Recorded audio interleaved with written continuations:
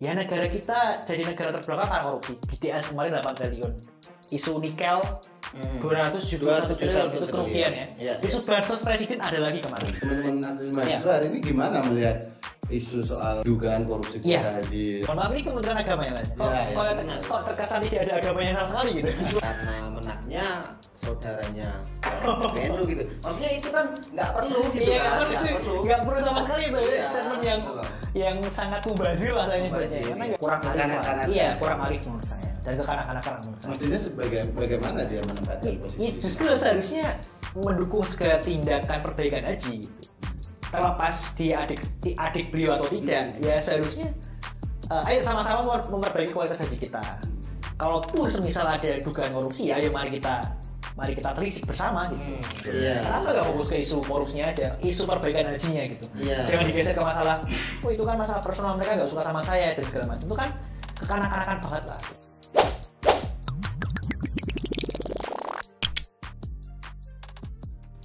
Selamat datang kembali di podcast Tengah Kamar. Kali ini kita kedatangan seorang tamu, mantan Presiden Mahasiswa KM UGM, Gilbran Muhammad Nur. Halo, siap Mas Adon, Mas Pras, siap. Halo teman-teman. Biasanya nih yang datang umurannya 30 ke atas. Kita sepantaran sebenarnya. Iya, ini masih berapa ya? Kelahiran tahun 2000. 2000 Mas. 2000. Anak 2000-an. Ya, anak 2000. Gen Z ya. Tapi sudah meskipun usianya masih muda, tapi pemikirannya nggak kalah dengan para boomers nih. Para boomers. Iya. Jadi mungkin sebaiknya kita minta kenalan langsung aja ya. Oke. Iya, sedikit perkenalan. Coba kenalin dulu. Siap. Halo teman-teman, nama aku Gilbran Muhammad Nur. Sempat dikenal oleh teman-teman sebagai Ketua BEM UGM tahun 2023. Saat ini masih kuliah menuju akhir masa studi ya di Fakultas Peternakan UGM. Salam kenal ya teman-teman ya. Oke. Fakultas Peternakan. Iya, Fakultas Peternakan. Belum lulus ya? Belum. Insya Allah Agustus ini Mas. Agustus ini. Tapi sudah paripurna jadi ketua BEM. Iya, per Maret 2024 kemarin selesai mengemban amanah sebagai Ketua BEM UGM. Dan mampu mengguncang Indonesia. Mampu mengguncang Indonesia. Sukanya mengguncang ini. Sebelum mengguncang-guncang ya mungkin kita di UGM tuh bagus ya gerakan mahasiswanya ya. Ya bisa dibilang bagus dan bisa dibilang tidak sih Mas, tergantung personnya kan. Cuman ya kalau semisal pingin berdampak lebih kan seharusnya ya jangan hanya besar karena nama kampus, tapi juga harus besar karena apa yang kita ambil tindakannya gitu. Jadi justru takutnya ketika teman-teman di kampus-kampus tertentu, apalagi kampus-kampus yang notabene punya nama yang cukup prestis tuh, acap kali mereka terlena dengan nama besar kampus sehingga justru tidak bisa memberikan impact yang besar. Bisa jadi harapannya justru bisa lebih memanfaatkan nama besar itu sebagai impact yang lebih besar. Tapi memang secara historisnya memang UGM itu selalu melahirkan tokoh-tokoh besar, aktivis-aktivis mahasiswa yang top-top itu. Beberapa bulan lalu ya. Iya, Mas. Beberapa bulan lalu lewat statement itu statement BEM itu ya. Iya, yang memberikan penghargaan terhadap seorang presiden ya. Seorang presiden sebagai alumni. Alumnus paling memalukan. Paling memalukan. Jadi, itu berani sekali Mas Gilbran. Luar biasa. Yang itu jarang kita jumpai di anak-anak muda hari ini loh. Iya. Secara tegas sih. Itu apa sih motivasinya Mas? Seberani itu. Itu sebenarnya memang ide organik saya Mas. Jadi saat itu kita kepikiran apa sih agitasi yang menarik, agitasi yang dia menyisipkan nilai-nilai yang harapannya bisa membuat orang-orang banyak tuh sadar gitu. Dan saat itu kan kondisinya sangat runyam kan Mas. Soal putusan MK, kemudian indeks demokrasi kita dan segala macam. Nah sebenarnya penganugerahan gelar Pak Jokowi sebagai alumnus paling memalukan itu tidak hanya sekadar pemberian gelar Mas. Betul. Itu diiringi dengan diskusi. Kita undang Mas Haris Azhar, Mbak Fatia sama Mas Uceng Zainal Arifin Mukhtar. Kita bikin diskusi di Bundaran UGM kalau Mas tahu. Di Bundaran UGM ya salah satu tempat sentral di UGM. Dan di situ kita juga selain memberikan gelar alumnus paling memalukan itu, kita juga bikin kajian Mas. Kajian yang komprehensif sekitar 200 sampai 300 halaman itu isinya kompilasi kajian yang udah dibikin sama BEM UGM selama setahun tentang banyak hal demokrasi. Karena kalau kita melihat skupnya secara lebih detail di ajang diskusi itu kita menonjolkan tiga hal Mas. Pertama, ambruknya konstitusi, runtuhnya demokrasi, dan meningkatnya politik dinasti gitu. Di zamannya Pak Jokowi. Artinya pemberian gelar Jokowi sebagai alumnus UGM paling memalukan ini bukan berangkat dari pepesan kosong istilahnya, melewati kajian-kajian yang mendalam dan mendetail. Menarik. Apalagi, dan itu bukan wujud ketidaksukaan kami kepada beliau ya Mas. Justru itu wujud sayang kami. Ibaratnya ini kan kita kan adik nih Mas, beliau sebagai kakak. Mau nggak mau beliau adalah alumnus UGM dan betul. Ya kita sebagai adik melihat sang kakak berbuat yang tidak baik kan ada tanggung jawab untuk mengingatkan. Ini salah satu cara kita mengingatkan. Betul. Jadi kalau kamu punya junior terus ngomongin kamu yang jelek-jelek itu jangan dipandang sebagai kebencian, tapi kasih sayang ya. Benar Mas, wujud kasih sayang kita ke beliau. Sayang, terutama mungkin kepada alma mater ya, karena dia itu dilabeli sebagai alumnus kan. Iya benar, alumnus paling memalukan. Tapi sampean aman itu. Waduh. Kabarnya dapat teror juga. Kalau dibilang intimidasi kan kita harus tahu Mas definisi intimidasi itu kan seperti apa aja. Membuat kita takut, membuat orang yang diintimidasi itu takut. Tapi pada kenyataannya insya Allah saya tidak takut. Jadi saya anggap itu tidak intimidasi. Oke. Kalau diceritain apa sih gangguan yang dialami setelah itu ya Mas ya? Ada banyak sih Mas. Mungkin kalau serangan digital, doxing itu saya anggap biasa. Iya. Lumrah lah dianggap sebagai simpatisan kader X lah, kemudian IPK-nya 2,2 padahal IPK-nya 3,69 kan jauh Mas. Disparitasnya jauh tuh. IPK-nya 3,69. Disparitasnya 2,2. 2,2 gitu. Terus sampai dibilang ya terafiliasi dengan partai tertentu. Ayah saya dianggap sebagai pengurus partai tertentu gitu. Sampai seperti itu. Didoxing, kelahiran dan segala macam. Dari mana asalnya dan segala macam. Sampai rumah didatangi oleh aparat, salah satu aparat gitu. Cuma alhamdulillahnya ketua RT-nya mengusir Mas. Ketua RT-nya mengusir aparat tersebut itu. Dan makanya hampir mau didatangi itu rumah saya di Sragen sama aparat tersebut. Iya, Bapak Ibu. Kebetulan saya masih di Jogja kan. Kalau yang di Jogja saya dikabari sama salah satu pengurus di fakultas.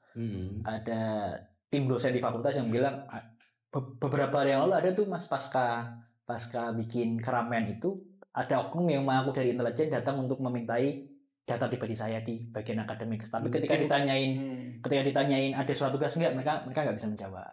Oke. Di kampus ya. Di kampus. Terus apalagi itu bentuk pengancamannya, interogasi ataupun intimidasi yang lain? WA beberapa kali dihack, di logout gitu kan. WA dihack. Sering Mas. Sering. Tetap gak ngaruh ya. Untung aku ora pernah jadi pesma UGM. Ya beberapa kali WA tuh di logout kan. Kan Mas tahu kan di logout. Jadi di WA di HP ada aplikasinya, cuman akun saya hilang. Jadi nggak bisa akses WA selama seharian. Cuman akhirnya bisa kembali setelah saya urus lah. Dan itu kan ada kan di layanan WA itu kan ada WA-nya ya. Itu ada. Tapi lah balik lagi. Tapi apa sih sebenarnya yang membuat Mas Gilbran itu tetap begitu? Kadang orang kena doxing itu benar-benar mental kena banget itu, parah itu langsung dia bisa dan Mas Gilbran tetap bisa stay gitu, tetap bisa ya nggak ke distract gitu dengan hal-hal semacam itu. Kalau ditanya nggak ke distract, ya mesti ke distract Mas. Cuman kan tinggal bagaimana cara kita menyikapinya kan Mas. Pertama banyak kok Mas yang dukung gerakan kita tuh masih banyak, terutama orang-orang yang waras ya Mas, masih banyak. Yang pertama, sehingga nggak ada alasan saya buat takut. Yang kedua, Nabi Muhammad pun pernah bilang bahwa mengatakan kebenaran itu ibarat menggenggam bara api Mas. Betul. Jadi kan siapa sih yang bisa menahan rasa sakit menggenggam bara api? Sakit kan Mas? Jadi kena sakit. Iya. Berarti kan adalah yang lumrah ketika kita menyampaikan kebenaran itu nggak disukai banyak orang, itu hal yang lumrah. Tinggal kita berani apa enggak. Kalau kata-katakan kalau kamu menghadapi suatu ketakutan maka hadapilah mereka dan berani. Itu kata Bung Hatta. Tapi yakin sampean berani? Wah, insya Allah. Aku berarti kuncinya itu Mas Gilbran bisa tetap survivor ini masih tetap berdiri. Iya, masih banyak teman yang mendukung. Kamus pun juga mendukung. Tapi seberapa banyak Mas yang kemarin itu yang mendukung ya dengan gerakan itu? Pasti kan meskipun ini gerakan BEM ya. Iya. Tapi pasti yang dilihat ya personalnya, presidennya pasti. Iya benar Mas. Seberapa banyak orang yang mendukung gerakan sampean kemarin? Kamus lewat jajarannya mensupport saya ya. Kampus support Mas. Secara tidak resmi ya Mas. Kok bisa? Kalau dibilang mensupport secara resmi mungkin enggak, secara official enggak. Cuman secara moral mereka sangat mensupport. Buktinya saya tidak di DO. Buktinya saya tidak diberikan surat peringatan. Sampai kalau di DO ya kampusnya malah hancur motor. Bahkan kalau boleh sedikit cerita ya Mas, Hamin 4 hari sebelum saya bikin aksi itu saya sowan ke wakil rektor untuk memastikan, Mas, saya mau bikin aksi di Bundaran kayak gini, Mas Ari, Mas wakil rektor ya saat itu. Mas Ari Sucito ya. Mengizinkan enggak? Mengizinkan, silakan bersikat. Ya udah. Tidak ada alasan untuk munduran, Mas. Kalau kamu sudah secara bukan kamu secara official ya, tapi mungkin secara person mendukung ya. Dan ketika hari sama sekali tidak ada tidak ada gesekan lah, bahkan dari UGM sangat mensupport, tidak yang menjaga secara ketat dan artinya tidak merepresi, itu sama sekali enggak. Itu rame Mas, di Bundaran UGM itu rame kemarin. Rame ya. Bahkan mereka dari UGM itu membantu untuk menertibkan tempat biar rapi dan segala macam. Jadi tidak ada pembubaran sama sekali. Tidak ada pembubaran. Sampai kita extend sampai jam 9 malam itu diizinkan Mas. Saat itu. Jadi meskipun UGM nggak ada official menyampaikan dukungan, cuma kan kita bisa lihat dari tindakan-tindakannya. Termasuk yang nggak di DO. Ya, kan banyak juga yang support dari dosen-dosen gitu. Banyak Mas. Karena habis itu kan bulan Januari akhir kan akhirnya bikin petisi bola sumur. Itu lanjutan ya. Tapi itu lebih besar karena ada banyak dosen di sana. Bikin petisi, guru besar di Balai Senat UGM, dan itu merembet ke 300 kampus lainnya. Semuanya bikin petisi. 300 kampus. Itu punya impact-nya gede banget. Gede banget. Iya. Kalau negara sedang tidak baik-baik aja, masa kita betul. Nah, itu banyak warga, netizen, masyarakat yang hari-hari ini mempertanyakan sih eksistensi mahasiswa dan gerakannya. Iya. Aku lihat juga setelah ini bikin rame-rame waktu itu juga agak sepi lagi. Benar Mas. Iya agak sepi lagi. Nah, sementara banyak banyak isu yang dialami dan dihadapi oleh bangsa kita. Benar. Nah, mungkin kita perlu tanya sebenarnya gerakan mahasiswa saat ini ya sebelum ke isu-isu yang lain. Betul. Gimana sih Mas? Kenapa diem gitu ya Mas ya? Kenapa diem? Potretnya apa yang terjadi sih sebenarnya? Iya emang benar Mas. Saya kan kita nggak bisa memungkiri bahwa di BEM itu kan emang periodenya setahun sekali. Setahun sekali. Jadi ya saya boleh menyampaikan bahwa di tahun 2023 angkatan saya ketika saya menjabat ya dengan teman-teman dari kampus lain, UI, Unpad dan kawan-kawan yang lain cukup kencang lah. 2023 awal rame teman-teman UI, si Melki kan bikin puan kepala puan, badannya tikus. Kemudian saya di akhir tahun 2023 soal perihal Pak Jokowi itu tadi. Termasuk putranya. Iya. Anak-anak konstitusi. Ini tapi itu saya mengutip tulisannya Tempo Mas. Jadi Tempo udah nulis. Gimana? Saya coba untuk mengamplifikasi. Di tulisannya Tempo bilang bahwa Prabowo Gibran itu adalah produk gagal reformasi Prabowo dan anak-anak konstitusi. Ya, saya coba sampaikan dulu karena saya pembaca Tempo juga. Oke, lanjut ke gerakan mahasiswa. Ya, kenapa sekarang ini saya juga mengakui bahwa gerakan mahasiswa secara umum di tahun 2024 ini cenderung lebih tenang ya. Sebenarnya saya juga sudah coba untuk menghidupkan itu bersama dengan teman-teman yang lainnya. Jadi saya Melki, Ketua BEM UI 2023, Haikal Ketua BEM Unpad 2023 dan Afik Sekjen Paramadina 2023 itu bikin namanya Forum Anomali Mas. Forum Anomali. Kita forum itu didirikan saya lupa Februari atau Maret 2024 kemarin. Tujuannya untuk semakin merembeskan ya, mendesiminasi bahwa demokrasi kita ini sekarang dalam kondisi yang anomali. Namanya forum anomali. Kita nggak ingin demokrasi yang masih seumur jagung, makanya lambang forum anomali itu jagung. Karena masih seumur jagung demokrasinya justru diinjak-injak. Akhirnya kita bikin kegiatan diskusi Mas. Kita keliling Indonesia. Kita ke Makassar. Dengan 4 kampus itu ya. 4 orang itu tadi ke Makassar, ke Parepare. Bahkan kalau di Parepare itu kita sampai dibubarkan diskusinya sama pihak aparat di sana. Serepresif itu. Represif itu Mas. Kita ke Malang juga, ke Madura, ke Surabaya, ke Solo, Jogja, Bandung, Jakarta. Nah, kita target mau ke Sumatera untuk langkah selanjutnya Sumatera dan Kalimantan. Oke, itu untuk memberikan diskusi soal demokrasi, bahwa demokrasi kita nggak baik-baik aja gitu. Tapi gini Mas Gibran, apa sih hasil refleksi Mas Gibran dan teman-teman melihat realitas hari ini gerakan mahasiswa ini begitu tidak bertaring gitu? Iya.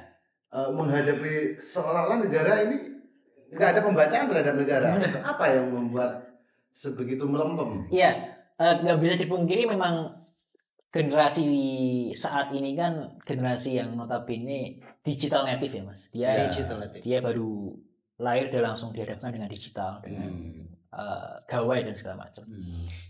Apalagi saat ini dunia kampus itu didistraksi oleh banyak hal Mas. Ya. Kayak misal kalau Mas Adon dan Mas Pras telisik lebih dalam di kehidupan kampus itu, sekarang kampus tidak lain dan tidak bukan hanyalah sebatas sebagai tempat pencetak pekerja. Jadi dunia kampus lebih diarahkan untuk menghadap ke industrialisasi kampus. Jadi lulusan kampus ya harus bisa bekerja gitu. Makanya diperbanyak magang, MBKM dan segala macam. Apakah itu salah? Enggak, tapi harus proporsional dong. Tapi bisa dibilang mahasiswa kalah nggak hari ini? Iya, aku menyebutnya nggak kalah ya Mas. Saya menyebutnya bukan kalah, tapi kemenangan kecil gitu. Kemenangan kecil yang harapannya bisa terakumulasi. Saya nggak bilang bahwa angkatan 2024 ini gagal, cuman mungkin kemenangannya lebih kecil daripada mungkin ya dari generasi sebelumnya. Cuman jangan sampai api kecil, lilin kecil ini justru mati gitu. Ya kita harus bareng-bareng menjaga lilin itu agar semakin besar menjadi bara api gitu kan Mas. Jadi mungkin refleksi buat teman-teman mahasiswa saat ini ya. Jangan sampai pragmatisme terhadap kebutuhan personal kita ya, karir kita dan segala macam itu membunuh semangat kita untuk bergerak. Iya. Nah menurut sampean ini kan sistem ya Mas ya. Benar. Ini kan sistem yang nggak tahu dibuat oleh negara atau mungkin dunia. Gimana melawan itu biar teman-teman kemenangannya tidak kecil tapi lebih besar? Kita harus Mas mempererat rangkulan tangan kita kepada banyak entitas lain. Kalau misal yang ngomong cuman katakanlah misal Gibran doang itu nggak akan kedengaran. Kalau misalnya yang teriak cuman Melki doang nggak akan kedengaran. Tapi bayangin yang bersuara tuh katakanlah 1 juta orang gitu. Iya. Itu kan geger Mas. Tapi ada nggak sih ada upaya-upaya yang sistemik memang penggembosan di gerakan mahasiswa itu? Tentu ada Mas, tentu ada. Bahkan bisa aku bilang ya ada teman-teman kita sendiri juga gitu. Seperti apa dan boleh diceritakan? Boleh Mas, mungkin apa ya Mas? Ada yang bekerja sama dengan institusi aparat tuh tentu ada. Institusi? Aparat. Ada. Teman-teman mahasiswa yang bekerja sama dengan mereka dalam hal negatif ya Mas. Misal memberikan bocoran terhadap agenda setting kita lah. Ada seperti itu. Iya. Kemudian ada juga yang sudah masuk angin ya dalam tanda kutip. Masuk angin sudah disusupi dengan angka rekening itu ada juga. Waduh, akhirnya butuh dikerok ini. Harus kerokan kalau masuk angin kan. Ada. Dan itulah yang kadang membuat gerakan tuh acap kali kurang konsisten. Karena pembusukan tersebut yang membuat kadang misal yang kan biasanya kalau kita aksi kan ada konsolidasi Mas. Betul. Yang konsolidasi katakanlah 100 orang gitu. Ya mungkin yang aksi cuma 20-30 orang gitu. Yang 70 mereteli ya. Kerap terjadi seperti itu. Tapi Mas Gibran, apakah masih menarik kajian-kajian, diskus-diskus di mata Gen Z hari ini? Nah, itu yang jadi PR kita Mas. Gen Z sekarang ini saya melihat mereka punya karena aku Gen Z juga ya Mas ya. Punya tingkat kemalasan yang cukup tinggi. Gak banyak orang yang suka baca. Gak banyak orang di kalangan saya, seangkatan saya itu yang suka ngikutin berita politik. Makanya kita punya semangat untuk mendigitalisasi gerakan kita. Lebih atraktif. Misal kemarin saya bikin baliho itu kan, Jokowi itu kan kepisah tuh ya. Ada yang pas zaman dia masih kuliah, ada yang pas dia jadi presiden. Satunya pakai caping, satunya pakai voter aja. Itu kan menarik kan Mas. Itu yang membuat campaign ya. Iya, campaign itu harus dibikin tidak hanya sekadar agitatif dan galak, tapi yang asik-asik. Itu membuat anak muda lebih aware gitu. Bikin video TikTok yang Kayak misalnya kemarin sempat ramai kan Mas yang rugi dong yang bener aja itu kan salah satu. Betul. Rugi dong. Iya. Udah 70 tahun lebih kita merdeka masih kayak gini rugi dong. Kan salah satu contoh yang ya saya rasa perlu untuk semakin digalakkan belakangan ini. Karena itu lebih menarik. Orang-orang tuh kan lebih malas Mas bikin baca kajian ikut salaman. Cuman kan kita harus tetap mengasah itu gitu. Sebelum kita bikin kajian, kita bikin agitasi yang menarik gitu. Salah satunya itu tadi. Di antara sekian isu Mas. Yang berhubungan dengan demokrasi, apa Mas yang hari ini paling krusial? Saya rasa sekarang yang paling ramai kan korupsi ya Mas. Korupsi Jelas. Karena salah satu bagi saya salah satu indikator kehancuran pilar-pilar demokrasi itu kan maraknya korupsi yang itu datang dari para birokrat yang melupakan fungsi dari apa yang dia kerjakan. Betul. Kalau kita tengok ya Mas ya, masyarakat kita ini memang gandrung dan menerima korupsi. Jadi saya pernah baca salah satu laporan investigasi. Indeks persepsi korupsi keluarga kita, indeks persepsi anti korupsi kita, indeks perilaku anti korupsi kita itu menurun Mas. Di tahun 2023 ini menurun dari tahun kemarin ya 3,92 jadi 3,85. Membuat Indonesia berada di peringkat 115 dari 180 negara. Jadi kita ranking 115 Mas. Sekarang ini dari total negara yang disurvei oleh Transparansi Internasional Indonesia (TII), dia bikin survei di 180 negara. Indonesia itu indeks perilaku anti korupsinya itu hanya 3,85 poinnya itu di peringkat 115 dari total 180 negara yang di ranking. Kita rankingnya 115 Mas, 115. Jadi kan menjadi wujud bahwa ternyata korupsi di Indonesia itu masih marak dan dimaklumi oleh masyarakat kita. Kenapa maklum? Karena mereka melihat pejabat sekarang semuanya korupsi kok. Gitu. Gak cuma kementerian tertentu, ada kementerian yang punya impact besar justru korupsi dan segala macam. Jadi kan membuat masyarakat kita lebih memaklumi adanya korupsi yang itu justru menjadi kanker menurut saya. Yang membuat Indonesia peringkat 115 ini.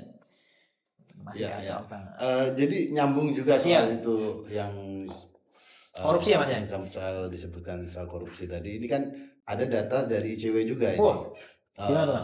Dia baru 2 pekan yang lalu atau sepekan yang lalu lah dia ngerilisnya itu sejak periode kedua Jokowi jumlah korupsi di Indonesia itu melonjak 3 kali lipat dari yang tahun 2019 itu yang awalnya 271 kemudian di tahun 2023 melonjak menjadi 791 kasus ya. Kasus korupsi.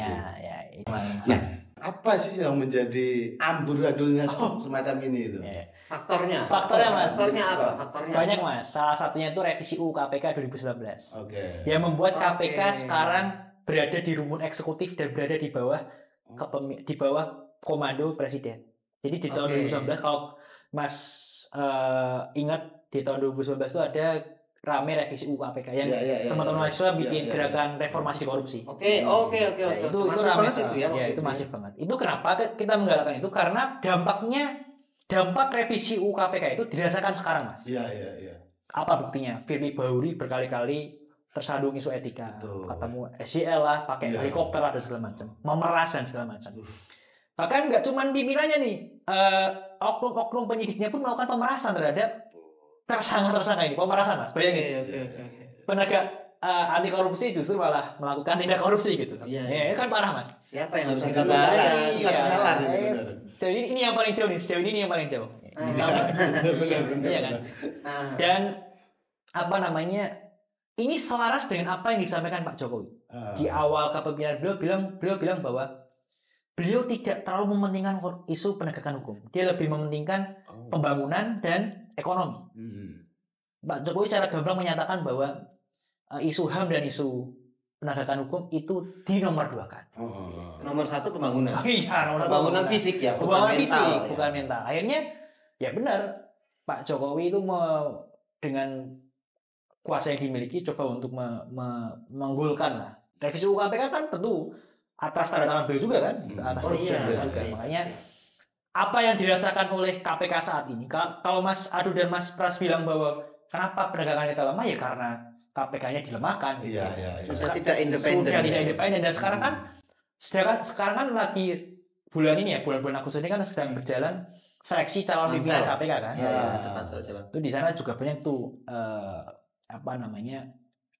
orang-orang yang harus dinotis red flag ya. Siapa-siapa aja. Waduh. Ya, itu belakang aja tuh nanti. Oke. Itu yang makanya faktor KPK. Kenapa dianggap red flag tadi? Waduh. Ya. Menurutmu? Mas, mereka punya track record yang dekat dengan isu korupsi lah. Pernah jadi saksi korupsi yang menguntungkan tersangka, terdakwa itu ada. Pernah terlibat ya dalam konteks apapun ya. Kemudian beberapa calon tuh dari kepolisian, kejaksaan dan TNI. Apakah salah? Tidak. Cuman kalau kita lihat track record ke belakang sejauh ini ya, ada beberapa institusi yang tumpang tindih, Mas. Alangkah baiknya KPK dipimpin oleh mereka yang penyidik KPK, jangan dari kepolisian, jaksa maupun TNI, karena takutnya ada double komando di sana. Oke. Gimana ya bayangan teman-teman? Iya. Yang masyarakat itu kan masih meletakkan harapan di teman-teman mahasiswa kan hari ini gitu. Gimana menurut sampean itu? Tapi perlu kita ketahui bersama ya, Mas. Isu-isu itu banyak banget numpuk gitu. Jadi kan ada isu korupsi, ada isu MK lah, MA. Mana nih skala prioritasnya? Iya kan, Tapera, IKN kan isunya banyak banget. Betul. Jadi kalau saya sering ngobrol sama teman-teman aktivis itu, emang kita perlu untuk meningkatkan stamina kita untuk bergerak. Karena isunya banyak banget, Mas. Banyak banget. Cuman apakah isu korupsi isu yang kecil? Enggak. Dan harus diprioritaskan? Iya. Dan bagaimana caranya? Banyak, Mas. Saya rasa banyak lembaga-lembaga LSM yang bergerak di situ. Cuman sekali lagi, memang nampaknya perlu ada gerakan yang lebih masif buat mendorong isu korupsi ini jadi isu prioritas gitu.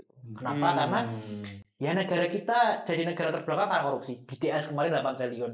Isu nikel 271 triliun itu kerugian ya. Isu bansos presiden ada lagi kemarin.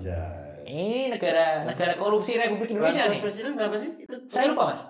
Yang jelas itu kan ada 6 juta paket tuh. 6 juta paket bansos, setiap paketnya itu dipotong sekitar 20 sampai 30 ribu. Tinggal dikalikan aja 6 juta dikali 30 ribu. Itu era Covid ya? Ya, bansos Covid kalau nggak salah. 2020-2021 itu baru kemarin ketangkapnya. Iya. Sampai yang terakhir ini haji. Waduh, ini juga kacau ini, Mas. Kalau emang benar itu korupsi itu kacau sih, Mas. Tapi itu kan 2 kali itu perulangan nggak sih kayak dulu? Gimana menurut pendapatmu? Gini. Ini kalau benar ini kan masih dalam tahap penyidikan. Penyidikan, dan saya rasa emang ini kalau benar itu ada indikasi korupsi, ya saya anggap sangat memalukan, Mas. Kenapa? Ini mohon maaf, ini Kementerian Agama ya, Mas. Kok terkesan tidak ada agamanya sama sekali gitu. Dua kali loh Mas Iki. 2 kali, Mas. Dulu kan ada haji ya. Waktunya Surya dan Ali ya. Itu masuk berapa tahun itu? 8 kuota kalau saya dengar sama ya ini jumlah haji ya. Ini kan yang dikorupsi. Kalau yang benar ini adalah tindakan korupsi ya sangat memalukan sekali gitu. Ini Kementerian Agama nggak ada agamanya sama sekali kalau benar itu terjadi.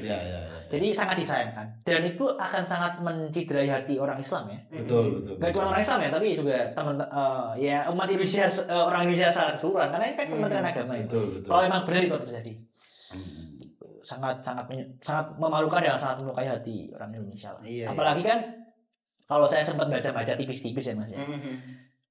Kuota haji itu kan harusnya yang khusus itu kan cuma 8% ya, Mas ya.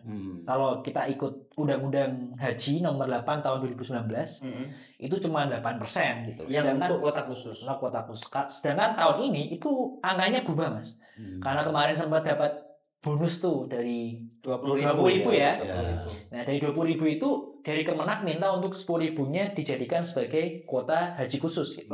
Sehingga angkanya meledak dari yang semula dicanangkan itu yang reguler 221.000, yang khusus 19.000, jadi berubah tuh, Mas. Yang reguler 213.000, yang khusus jadi 27.000. Iya, jadi kan lebih dari 8% tuh. Terakhir itu sekitar 11,5% itu melebihi ambang batas undang-undang. Itu yang menyalahi. Tapi teman-teman aktivis hari ini, teman-teman aktivis mahasiswa hari ini gimana melihat isu soal dugaan korupsi kuota haji dan sebagainya itu. Saya merasa sangat menyayangkan ya Mas ya, karena mungkin tadi faktor banyaknya isu yang berkelindan akhirnya jadinya isu ini cukup tertimbun. Padahal menurut saya ini isu yang sangat krusial. Ini kaitannya sama hablum minallah itu. Hubungan manusia dengan Allah itu kan. Hablum minallah ya. Masalah umat juga. Masalah umat ini. Meskipun korupsi yang hablum minanas juga nggak boleh. Iya, juga nggak boleh. Iya, itu juga nggak boleh. Cuman ini kan kaitannya sama agama ya. Secara langsung, straight to the point, to the religion itu kan. Itu kan sangat krusial. Jadi saya sangat menyayangkan ketika isu ini tidak mendapatkan banyak sorotan di teman-teman aktivis mahasiswa. Jadi mungkin di forum kali ini sekalian saya sampaikan, ayo dong kita fokus ke isu-isu yang sangat merugikan negara inilah. Kalau benar ini isu korupsi, ya ini sangat merugikan negara kita gitu. Melanggar undang-undang banget lah gitu. Tapi menurutmu langkah yang dilakukan anggota dewan kita di Komisi 8 itu dengan menggelar adanya pansus itu bagaimana? Oh bagus Mas, itu langkah yang konkret ya saya rasa ya. Meskipun di penghujung masa jabatan ini disebutkan dengan pansus, karena kan lagi rame reses juga kan. Cuma saya rasa ini pansus yang sangat oke karena bisa untuk kalau semisal tidak mampu untuk mengatasi isu korupsi ini, setidaknya bisa memperbaiki kualitas haji kita. Oke. Kalau tujuannya kan itu ya. Iya, gak cuma sekadar soal kuota haji, tapi soal kualitas haji kita kan. Pelayanannya ya. Iya, saya melihat juga lucu tuh Mas. Kalau kemarin sempat saya baca laporan di Tempo itu kan, satu mes isinya tertulis 230 orang, diisi 241 orang gitu kan. Ini kelebihan 11 orang. Mau tidur di mana tuh kan? Sangat enggak layak. Toto jagung. Iya. Bandeng Mas, Bandeng. Oh, Bandeng ya. Belum antrian tol di sana yang berjam-jam. Kan saya juga ngikutin kan Mas, banyak yang mengeluh juga lah gitu. Bahkan ada yang keterlambatan keberangkatan yang semula. Jadi ada 27.000 jamaah haji yang harusnya pulang langsung dari Mekah ke Indonesia, dia harus mampir dulu ke Madinah. Transit dulu 27.000 orang. Padahal ini yang khusus ya berarti. Saya nggak tahu ya. Oh bukan ya. Enggak ya. Saya rasa enggak, tapi itu kan jadi salah satu evaluasi banget lah. Terlepas dari kuota haji, masalah-masalah teknis kan juga harus diperhatikan. Biar jamaah haji itu juga khidmat dan khusyuk dalam beribadah. Iya.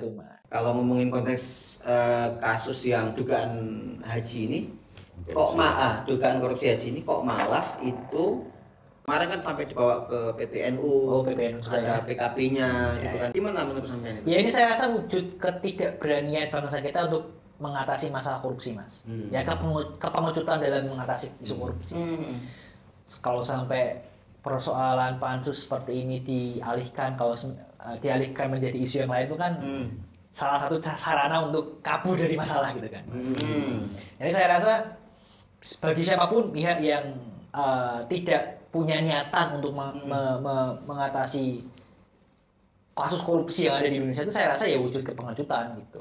Apalagi tadi kalau disampaikan oleh Mas Pras dan Mas Andu kan banyak banget bola liar gitu kan, saling salah menyalahkan, bahkan sampai digeser ke ranah politik gitu kan. Jadi nggak fokus ke kasusnya. Iya, justru malah ayolah kita fokus ke isunya aja gitu, fokus ke kasusnya aja, jangan kalau semisal itu benar korupsi, ayo kita selesaikan gitu. Kalau semisal itu berduga nih, ayo mari kita buktikan, mari kita bedah gitu. Jangan justru mendistraksi ke ranah yang politis dan non substantif saya menyebutnya. Kenapa nggak fokus ke isu korupsinya aja, isu perbaikan hajinya gitu. Jangan digeser ke masalah, itu kan masalah personal, mereka nggak suka sama saya dan segala macam. Itu kan kekanak-kanakan banget lah. Gitu. Untuk institusi sebesar itu ya. Benar. Soalnya sampai PBN itu kan komen ya waktu itu sampai komen bahwa ini jangan-jangan untuk bukan mengintimidasi sih ya. Jangan-jangan ini untuk karena menaknya saudaranya PBNU gitu. Maksudnya itu kan nggak perlu gitu kan. Nggak perlu sama sekali itu statement yang sangat mubazir lah saya nyebutnya. Karena nggak ada ini gitu, nggak ada satupun saya melihat tidak ada impact positif satupun untuk mengatasi masalah korupsi dengan kalimat itu ya. Justru malah bulat dan tidak menyelesaikan masalah kalau misal itu benar korupsi. Berarti dengan kata lain statementnya Gus Yahya selaku ketua PBNU dalam menyikapi pansus haji kemarin itu kurang arif. Kurang arif menurut saya dan kekanak-kanakan menurut saya. Mestinya bagaimana dia menempatkan posisi? Justru seharusnya mendukung segala tindakan perbaikan haji gitu. Terlepas dia adik beliau atau tidak, ya seharusnya ayo sama-sama memperbaiki kualitas haji kita. Kalaupun semisal ada dugaan korupsi, ya ayo mari kita telisik bersama gitu. Mari kita telisik bersama, jangan menambah keruh suasana dengan statement-statement yang justru mubazir dan tidak arif serta kekanak-kanakan. Padahal ini pansus kan sebentar lagi nih, Mas. Iya. Ya, pansus. Oktober selesai ya? Selesai Oktober kan ya? Iya, Oktober selesai.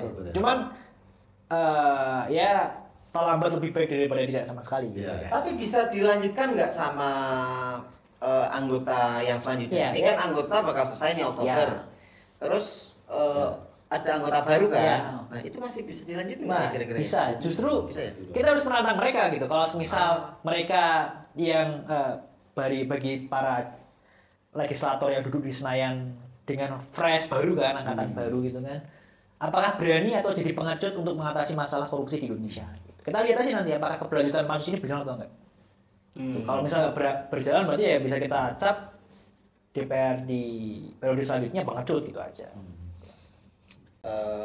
Gimana ke depan seharusnya negara ini biar bisa lebih bagus dalam penanganan korupsi? Harus dididik dari kecil ya Mas ya, bahwa petty corruption atau korupsi yang kecil itu salah gitu. Ya kita sama-sama tahu lah Mas, di banyak tempat itu banyak banget calo. Oh iya, calo yang dinanti Mas. Iya, banyak kan? Itu kan salah satu contoh petty corruption. Korupsi kecil tuh kayak gitu Mas, bermula dari kebiasaan kecil seperti itu. Masyarakat semakin permisif gitu, semakin maklumi bahwa hak kita diambil gitu. Itu kan petty korupsi itu kan hak kita diambil Mas, tapi kita rela aja. Enggak ya. Bahkan cepat lah sekalian. Itu split dalam berpikir. Iya, logika fallacy-nya kenceng lah. Itu udah masuk korupsi. Udah masuk korupsi, dan itulah yang membuat ketika adik-adik kita ini yang masih kecil, masih muda itu dijejali dengan korupsi kecil tadi. Betul. Ketika udah dewasa, duduk di DPR, duduk di jabatan eksekutif, menganggap nilep 10% dari proyek itu hal yang lumrah gitu. Karena dari kecil udah dibiasakan dengan petty corruption, korupsi yang kecil. Nah ini ketika udah gede, udah punya jabatan, menganggap biasa greed corruption dan political corruption itu sebagai tindakan yang lumrah. Gitu. Harus di-eradicate dari awal. KPK itu harusnya memberikan pelayanan, memberikan pelatihan, memberikan pencerdasan di adik-adik SD, SMP itu udah semua diajarin bahwa korupsi itu nggak boleh. Kos politik tinggi itu kayaknya menurutku pribadi bakal sangat susah membuat korupsi itu dihapus di negeri tercinta ini kayaknya. Kok pesimis gitu? Makanya aku nanya yang optimis gitu. Iya. Sampai gimana? Tapi emang iya Mas, kita ongkos politiknya sangat besar gitu kan. Aku pernah ngobrol sama salah satu caleg itu habis 20-30 miliar tuh. Gila itu. 20-30 miliar gitu. Mahalnya ongkos politik itulah yang membuat ketika para legislator ini terpilih, ketika para birokrat ini terpilih, tujuan mereka untuk mengabdi itu bukan untuk kebijakan publik gitu, tapi untuk minimal BEP lah, minimal balik. Emangnya jualan ini apa? Iya. Bahkan kalau misal Mas ingat ya, itu ada salah satu bupati, saya lupa bupati mana, di daerah Jawa Tengah. Saat itu dia diwawancarai wartawan. Wartawan tanya nih, berarti dengan gaji bupati yang segitu membuat para bupati ini cenderung untuk melakukan korupsi ya Pak ya. Ini jawaban bapaknya sangat membagongkan. Gimana? Dia bilang gini, bukan cenderung Mas, tapi harus korupsi gitu. Harus korupsi. Itu pejabat publik. Dia masih pejabat saat itu. Bukan lagi tendensi Mas, bukan lagi cenderung Mas, tapi harus korupsi biar dana kita yang amannya itu balik. Sebegitunya miskin itu Ada tahu. Iya. Ini daerah Jawa Tengah. Iya, saya lupa daerahnya. Coba kalau saya ingat saya sampaikan. Banjarnegara kayaknya. Banjarnegara kalau nggak salah. Banjarnegara daerah sana. Dia bilang gitu kan sangat membagongkan ya Mas ya, sangat membagongkan. Dia bilang, bukan hanya sekadar cenderung Mas, tapi harus korupsi gitu kan. Iya. Dan ironisnya publik mendengar itu dengan santai, sampai ketawa gitu. Bukannya dia geram tapi itu kan lagi masyarakat kita terlalu permisif dengan korupsi tadi, menormalisasi korupsi. Ya udah biasa aja. Iyalah. Luar biasa ini Mas Gilbran Muhammad Nur. Siap. Ini namanya sudah kayak nama putra presiden. Waduh, beda. Indonesia. Ya semoga insya Allah sifatnya beda lah. Oke Mas, kasih sedikit kata-kata buat adik-adik kita biar semangat dalam berdemokrasi, biar jadi generasi yang anti korupsi gitu kan, tidak ada pemakluman terhadap korupsi ya sekecil apapun gitu ya. Meskipun itu paling susah ya, itu susah banget pasti. Kasih kata-kata.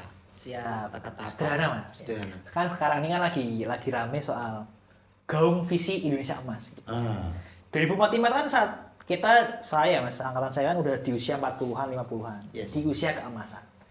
Nah, pertanyaan adalah tergantung kalian, tergantung kita. Apakah di tahun 2045 ini Indonesia benar-benar emas atau justru Indonesia cemas? Tergantung di tangan. Pilihan tergantung di tangan kita. Kalau misal teman-teman kita semua lebih memilih untuk rebahan, diam dan menyerahkan takdir pada kekuasaan yang zalim, ya jangan harap Indonesia emas 2045. Indonesia cemas dan Indonesia lemas 2045. Gitu, Mas.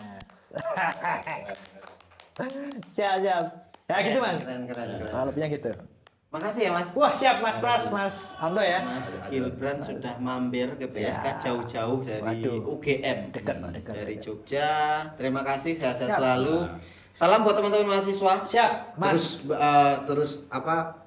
Suara. Nyalakan terus itu lilin meskipun kecil. Menyala abangku ya. Iya. Nyala abang dan sis. Untuk terus merawat sistem apa ya, mengontrol. Siap. Oke, ya. Terima kasih teman-teman semua yang udah nonton. Jangan lupa komen di bawah siapa yang nanti harus kita undang. Subscribe, share, komen. Dan jangan lupa follow akun Instagram Jurnas TV @jurnastv. Oke, makasih semuanya. Siap, makasih.